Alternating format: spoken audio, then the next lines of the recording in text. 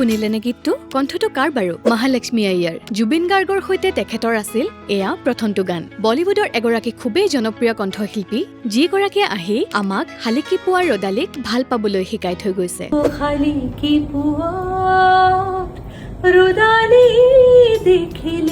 আপোনালোকক মহালক্ষ্মী আয়াৰৰ বিষয়ে কিছু কথা ক'বলৈ যোৱাৰ আগতে শুনক এইখিনি কথা।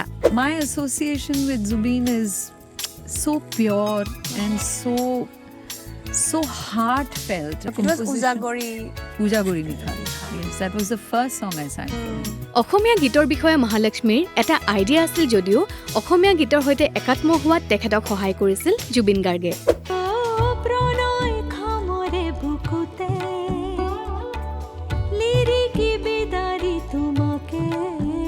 এগৰাকী অসমীয়া গাঁৱলীয়া নাৰীৰ বৰ্ণনা দিবলৈ জুবিন গাৰ্গে যেনেদৰে লিখিছিল, সেই লিখনিক অসমীয়া শ্ৰোতাৰ বুকুৱে বুকুৱে শিপাই নিবলৈ সহায় কৰিছিল মহালক্ষ্মী আয়াৰৰ কণ্ঠই।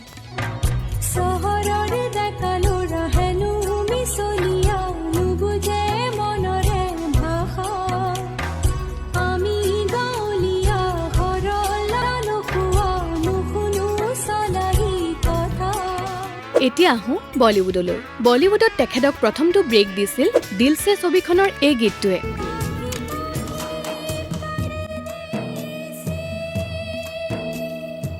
আৰু এটা কথা জানেনে, এই ছবিখনত আমাৰ জুবিন গাৰ্গৰো এটা বিশেষ হামিং আছে। আমি সকলোৱে স্কুলীয়া দিনত এটা গানত বহুত নাচিছিলো। গীতটো গাইছিল এইগৰাকী মহালক্ষ্মী আয়াৰে।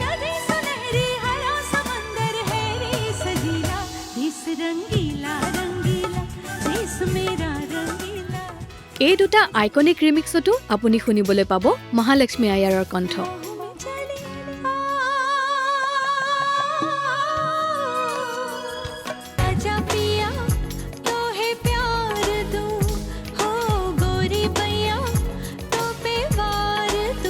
আগতে জানিছিল নে মহালক্ষ্মী আয়াৰে যে বলিউডত এই দুটা গীতো গাইছিল? মহালক্ষ্মী আয়াৰৰ কোনটো গীত আপোনালোকৰ প্লেলিষ্টত এতিয়াও আছে বাৰু?